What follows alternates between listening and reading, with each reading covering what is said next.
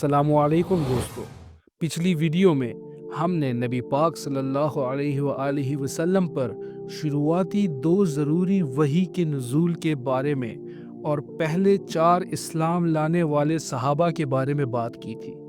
اس video میں ہم اس سلسلے کو آگے جوڑیں گے تاکہ ہم سمجھ سکیں کہ اسلام کی شروعات آخر ہوئی کیسے۔ لیکن ویڈیو سٹارٹ کرنے سے پہلے آپ کو یہ بتاتا چلوں کہ یہ ویڈیو سیریز الرحیق المختوم بک سے لی گئی ہے، جو کہ سیرت النبی کا ایک سب سے اوتھینٹک سورس ہے، اور اس بک کو کافی ایوارڈز بھی ملے ہیں اس کی اوتھینٹسٹی اور نالج کی وجہ سے۔ تو اس لیے ہم آپ سب دیکھنے والوں کو یہی مشورہ دیں گے کہ ہماری اس ویڈیو سیریز کو پہلی ایپیسوڈ سے دیکھیں اور ہمارے ساتھ مرحلہ وار ہر ایک ایپیسوڈ میں شامل ہوتے رہیں تاکہ آپ کو ساری معلومات مرحلہ وار مل سکے، اور اپنے دوست احباب کے ساتھ بھی صدقہ جاریہ سمجھ کر ضرور شیئر کریں۔ تو چلیے بغیر کسی اور تاخیر کے شروع کرتے ہیں اپنی آج کی ویڈیو۔ نبی پاک صلی اللہ علیہ وآلہ وسلم کی نبوت کی زندگی کو آسانی سے سمجھنے کے لیے اس کو 2 حصوں میں ہم تقسیم کر سکتے ہیں، جو ایک دوسرے سے مکمل طور پر نمایاں اور خاص تھے۔ پہلا حصہ مکی زندگی، یہ تقریباً 13 سال کا دورانیہ تھا۔ دوسرا حصہ مدنی زندگی، اور یہ 10 سال کا دورانیہ تھا۔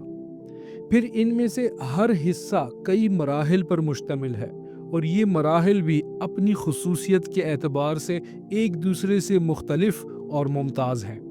اس کا اندازہ آپ صلی اللہ علیہ وآلہ وسلم کی نبوت کی زندگی کے دونوں حصوں میں پیش آنے والے مختلف حالات کا گہرائی سے جائزہ لینے کے بعد ہو سکتا ہے۔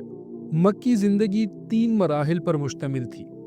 پہلا مرحلہ پس پردہ دعوت کا مرحلہ تھا، اور یہ تقریباً 3 سالوں تک چلا۔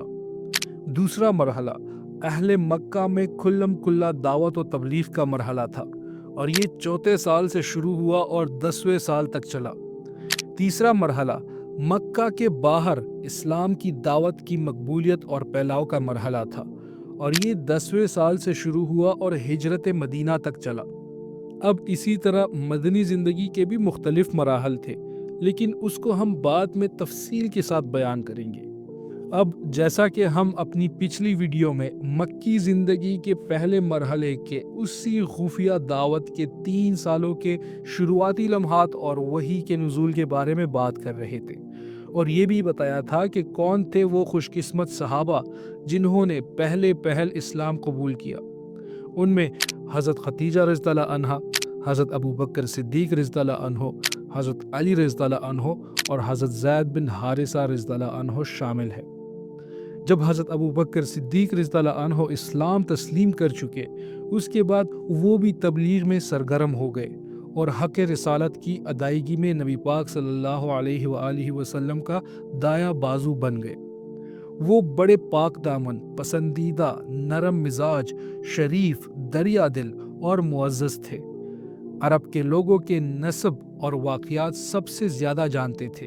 ان کے کردار اور اخلاق، علم اور فضل، لین دین اور میل جول کی خوبیوں کی وجہ سے ان کے پاس ہر قسم کے لوگوں کی آمد و رفت برابر رہا کرتی تھی۔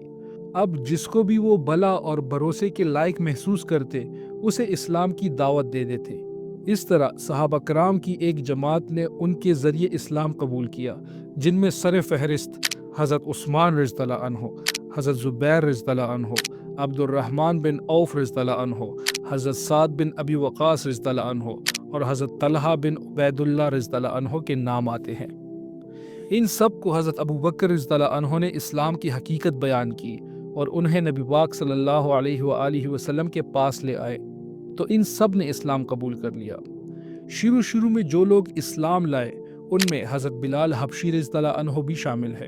ان کے بعد امین الامت حضرت ابو عبیدہ عامر بن جراح رضی اللہ عنہ، ابو سلمہ بن عبد الاسد رضی اللہ عنہ، ارقم بن ابی الارقم رضی اللہ عنہ، عثمان بن مظعون رضی اللہ عنہ اور ان کے دونوں بھائی قدامہ رضی اللہ عنہ اور عبداللہ رضی اللہ عنہ، اور عبیدہ بن حارث بن مطلب بن عبد مناف رضی اللہ عنہ، سعید بن زید رضی اللہ عنہ اور ان کی بیوی یعنی حضرت عمر رضی اللہ عنہ کی بہن فاطمہ بنت خطاب رضی اللہ عنہا، اور خباب بن ارت رضی اللہ عنہ شامل ہے۔ عبداللہ بن مسعود رضی اللہ عنہ اور دوسرے کئی افراد بھی مسلمان ہوئے۔ یہ لوگ مجموعی طور پر قریش کی تمام شاخوں سے تعلق رکھتے تھے۔ ابن ہشام نے ان کی تعداد 40 سے زیادہ بتائی ہے، لیکن ان میں سے بعض کو سابقین اولین میں شمار کرنے کے حوالے سے مختلف رائے پائی جاتی ہے۔ اب جیسے کہ پچھلی ویڈیو میں ہم بتا چکے ہیں کہ سورہ مدثر کی ابتدائی آیات کے بعد وہی پے در پے آتی رہی۔ کہا جاتا ہے کہ اس کے بعد سب سے پہلے مکمل سورہ جو نازل ہوئی وہ سورہ فاتحہ ہے۔ اس سورہ میں اہل ایمان کو حمد اور دعا کا طریقہ بتایا گیا۔ اللہ تعالیٰ کی ہستی کی چند جامع صفات بیان کر کے اس کا ٹھیک ٹھیک تصور دیا گیا ہے، اور یہ بھی سمجھا دیا گیا ہے کہ اس دنیا میں اچھے یا برے جیسے کام کرو گے ٹھیک ویسے ہی نتیجہ اور بدلہ پاؤ گے، اور یہ بدلہ آگے ایک دوسری دنیا میں ملے گا۔ اس کے علاوہ کامیابی اور سعادت کے راستے کی پہچان بھی بتائی گئی ہے۔ اس طرح دین حق کا سارا خلاصہ اس سورہ کے چند سادے بول میں آ گیا ہے، اور حمد اور دعا کی شکل میں بندے کو اس کی تعلیم دی گئی ہے۔ کہا جاتا ہے کہ رسالت شروع ہونے کے بعد سب سے پہلے جو حکم دیا گیا وہ نماز کا حکم تھا۔ حضرت جبریل علیہ السلام نے تشریف لا کر نماز اور وضو کا طریقہ بتایا، اور صبح اور شام 2 رکعت نماز پڑھنے کا حکم دیا۔ یوں مکمل طہارت اہل ایمان کی علامت ٹھہری۔ وضو کو نماز کی شرط قرار دیا گیا، اور سورہ فاتحہ نماز کی اصل قرار پائی۔ اب نماز ہی اہل ایمان کی اصل عبادت تھی جو انہیں قائم کرنی تھی، اس لیے وہ نظروں سے دور جگہوں کا انتخاب کرتے، اور کبھی کبھی تو وادیوں اور گھاٹیوں میں بھی چلے جاتے تھے۔ اسلام کے ابتدائی دنوں میں نماز کے علاوہ کسی اور عبادت کا پتہ نہیں چلتا تھا۔ نبی پاک صلی اللہ علیہ وآلہ وسلم پر جو وحی آتی تھی وہ توحید کے مختلف پہلوؤں کو بیان کرتی تھی۔ صحابہ کرام رضی اللہ عنہ کو اپنے نفس کی صفائی کی ترغیب دیتی تھی، اچھے اخلاق پر ابھارنے کی تلقین کرتی تھی، جنت اور جہنم کے حالات بیان کرتی تھی، اور ایسی زبردست نصیحتیں لاتی تھی کہ ان سے ان کے سینے یعنی دل کھل جاتے تھے اور روح کو غذا ملتی تھی۔ ادھر رسول پاک صلی اللہ علیہ وآلہ وسلم بھی کتاب اور حکمت کی تعلیم کے ذریعے سے صحابہ کرام رضی اللہ عنہ کی رہنمائی کرتے تھے۔ انہیں دلوں کی صفائی، اخلاقی پاکیزگی، معاملات کی سچائی اور نفس کی کامیابی کی تربیت دیتے تھے۔ تاریکیوں سے نکال کر روشنی میں لے آتے، صحیح راستہ بتاتے، اور اللہ کے دین کو مضبوطی سے پکڑنے، اس کی رسی کو اچھی طرح تامنے اور اس کے معاملے میں ثابت قدم رہنے کی تلقین فرماتے تھے۔ یوں 3 سال گزر گئے اور صرف چند افراد کو دعوت دی جاتی رہی۔ مجلسوں اور محفلوں میں کہیں اعلانیہ تبلیغ نہیں کی گئی، لیکن قریش کو اس کا علم ہو گیا اور بعض نے اس پر اعتراض بھی کیا۔ بعض اہل ایمان پر کچھ زیادتیاں بھی کی گئی، لیکن عمومی طور پر قریش نے اب تک اس سے کوئی اہمیت نہیں دی تھی۔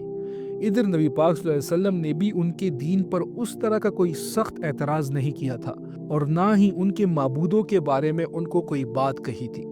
لیکن اب اس کے بعد جو مکی زندگی کا دوسرا مرحلہ شروع ہونے والا تھا، اس میں مسلمانوں کی اصل آزمائشیں بھی شروع ہونے والی تھی۔